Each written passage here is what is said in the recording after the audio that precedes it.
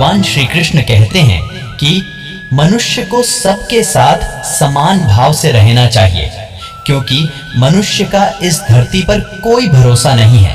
जो एक बार इस धरती पर आया है उसको वापस जाना ही होगा।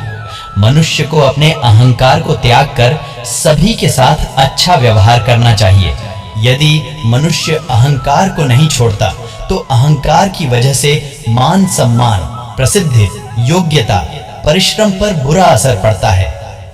जीवन में सुख, शांति और सफलता पाना चाहते हैं तो किसी भी बात का घमंड कभी न करें।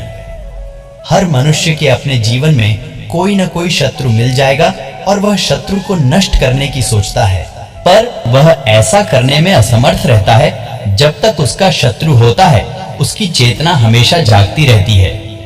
इसलिए भगवान श्री कृष्ण कहते हैं कि शत्रु को हमें शत्रु नहीं समझकर मित्र समझना चाहिए।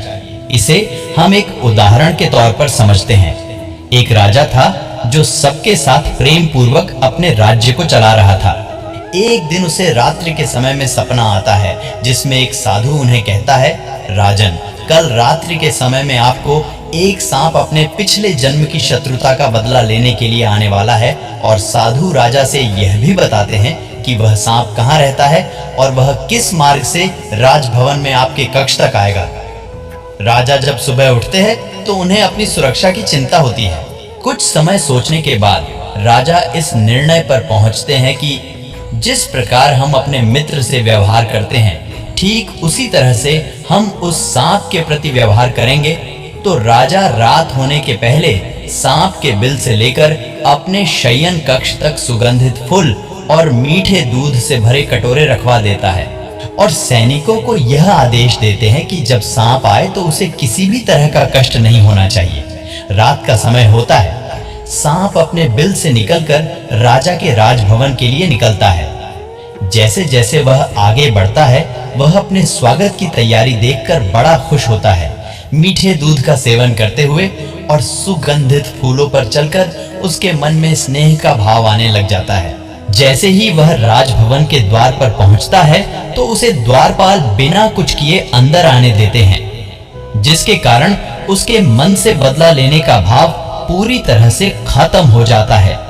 सांप सोचता है कि राजा अपने दुश्मन से इतनी अच्छी तरह से व्यवहार करता है तो वह मित्र से कितना अच्छा व्यवहार करता होगा। सांप जैसे ही राजा के पास पहुंचता है तो वह राजा से कहता है, मैं अपने पिछले जन्म का बदला लेने आया था, लेकिन आपकी आदर सत्कार की भावना ने मेरे मन को बदल दिया है। अब मैं आपका शत्रु नहीं मित्र बनना चाहता हूँ। सांप राजा को अपना बहुमूल्य मणि भी दे देते हैं।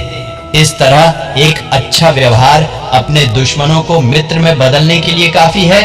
इसीलिए भगवान श्री कृष्ण कहते हैं कि अपने शत्रु को शत्रु न समझकर उसे मित्र जैसा व्यवहार कीजिए।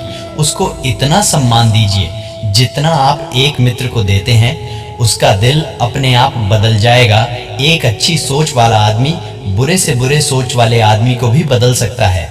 इसलिए हमेशा सकारात्मक सोच रखिए और सकारात्मक लोगों के साथ रहिए।